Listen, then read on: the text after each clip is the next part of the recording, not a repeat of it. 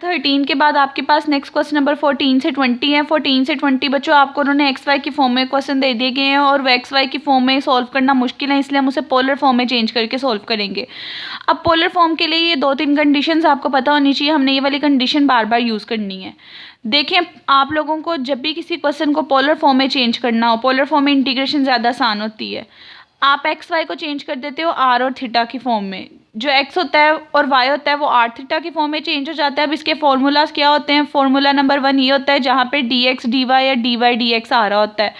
यहाँ जहाँ पे भी ये दोनों चीज़ें आ रही होंगी इन दोनों की जगह आप पुट कर दोगे आर डी थीटा। ये फॉर्मूलाज होते हैं जो हमने पुट करने होते हैं पोलर फॉर्म के लिए। जहाँ पे भी x square plus y square आ रहा होता है वहाँ पे आप आर का स्क्वायर पुट कर देते हो। जहाँ पे एक्स आ रहा होता है वहाँ आर कोस थीटा पुट करना होता है, जहाँ वाई आ रहा होता है वहाँ आर साइन थीटा पुट करना होता है। ठीक है, ये 3 सब्सटीट्यूशन करनी होती है। रेडियस की वैल्यू क्वेश्चन के अंदर गिवन होती है, रेडियस की वैल्यू की लिमिट वहाँ से निकालते हो। जो थीटा होता है वो आपको उन्होंने बताया होता है कि कितने क्वाड्रेंट में लाई कर रहा है, ये किस चीज़ का थीटा है, तो आप उसके अकॉर्डिंग उसका एंगल निकालते हो और बताते हो उसकी लिमिट ये है। अब इससे रिलेटेड आपको क्वेश्चंस करवाती हूँ तो ज़्यादा क्लैरिटी आएगी। देखिए सबसे पहले क्वेश्चन नंबर 14 है। 14 में डबल इंटेग्रल कहा है, ई की power minus x square plus y square है, डी एक्स डी वाई है। और आपको बता दिया कि फर्स्ट क्वाड्रेंट है जो कि बाउंडेड हो रहा है x square plus y square equals to 1 और x square plus y square equals to 4 से। अब आपको देखें उन्होंने एक फंक्शन दिया। अब मैं इस स्टेप की अगर आपसे कोई इंटीग्रेशन करो तो इसकी इंटीग्रेशन डायरेक्ट करना बहुत मुश्किल होगी, क्योंकि एंगल का डेरिवेटिव 2x प्लस 2y होना ज़रूरी था। एंगल का डेरिवेटिव साथ होता तो इंटीग्रेशन होनी थी, लेकिन अगर मैं इसे पोलर फॉर्म में कर लूँ तो इसकी इंटीग्रेशन बहुत आसान हो जाएगी। देखिए पोलर फॉर्म का फॉर्मूला सबसे पहले स्टेप में क्या करना होता है, जहाँ एक्स वाई आ रहा हो उसकी जगह पुट कर देना होता है आर डी थीटा। आपने इसकी जगह इसकी वैल्यू लगाई, ई की पावर माइनस में x square plus y square आ रहा था उसकी जगह आपने उसकी सब्सटीट्यूशन कर दी। अब देखिए यहाँ पे आ रहा है तो आर के रिस्पेक्ट से हमने यहाँ पे आर की लिमिट लिखनी है, यहाँ पे थीटा है तो थीटा के रिस्पेक्ट से हमने यहाँ पे थीटा की लिमिट लिखनी है। अब आर और थीटा की लिमिट कैसे निकालनी है वो मैंने यहाँ प्रोसीजर लिखा हुआ है। आपको जो बच्चों इक्वेशन दी जाती है ना, x square plus y square equal to r का स्क्वायर क्वेश्चन के अंदर गिवन होती है। इसमें जो जिस चीज़ का स्क्वायर होता है ना, जब आप उसका अंडर रूट लेते हो तो यहाँ से जो आर की वैल्यू निकलती है वो आपके पास आर की लिमिट होती है। जैसे कि देखें पहली इक्वेशन दी हुई थी x square plus y square equals to 1, यानी कि 1 को आप 1 स्क्वायर की फॉर्म में लिख सकते हो। यहाँ से जो आर की वैल्यू निकली है वो है 1। सेकंड इक्वेशन दी हुई थी x square plus y square equals to 4, यानी 4 को आप 2 का स्क्वायर लिख सकते हो। यहाँ से जो आर की वैल्यू निकली है वो आपके पास क्या निकली है 2। अब इन दोनों इक्वेशन का यूज़ करके आप कह सकते हो आर की लिमिट कहाँ से कहाँ तक है, 1 से लेकर 2 तक है।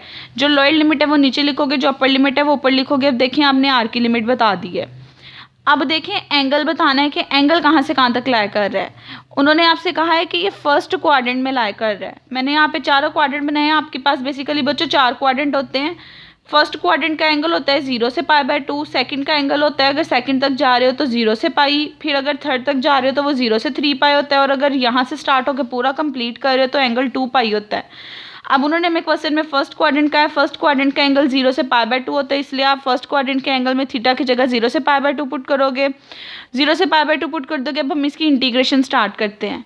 देखें ई की पावर माइनस आर का स्क्वायर है, फंक्शन के साथ उसका डेरिवेटिव होना पावर का ज़रूरी है। आर आ रहा था, आर स्क्वायर का डेरिवेटिव आपके पास क्या होता है -2r, क्योंकि माइनस साइन भी है।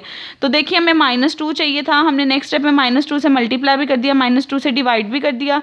ये वाला कॉन्स्टेंट में बाहर लेके चलेगी। अब देखिए जब मैं इसकी इंटीग्रेशन करूँगी ये वाला इंटेग्रल इसको कैंसिल कर देगा और ई की पावर माइनस आर की इंटीग्रेशन ई की पावर माइनस आर आ जाएगी।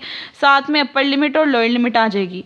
अपर लिमिट पुट करोगे, लोअर लिमिट पुट करोगे, कांस्टेंट नंबर है, constant number as it is होता है। थीटा कहीं पे भी नहीं आ रहा था तो यहाँ पे थीटा की जगह 1 होगा, तो जब 1 की इंटीग्रेशन लोगे वो थीटा आ जाएगा। और फिर इसके अंदर अपर लोअर लिमिट पुट करोगे तो बच्चों एट द एंड आपका ये आंसर आ जाएगा। यानी कि जस्ट बहुत ईजी क्वेश्चन है, जस्ट आप लोगों ने पोलर फॉर्म में चेंज करना है। अब उसके बाद देखिए 14 मैंने करवा दिया। 15 में भी फंक्शन दिया हुआ है, क्लोजेस्ट डिस्क बताई हुई है। डिस्क का एंगल आप बच्चों डिस्क एक पूरा कंप्लीट 4 क्वाड्रेंट में सर्कल कवर करती है, तो डिस्क का एंगल 0 से स्टार्ट होकर 2π तक होता है। आपको ये पता होना चाहिए। तो इसलिए आप जहाँ पे पहले तो x square plus y square था उसकी जगह आर स्क्वायर पुट कर दिया, इसकी जगह पे आर डी थीटा पुट कर दिया। जो थीटा की लिमिट थी वो 0 से 2π आ जाएगी।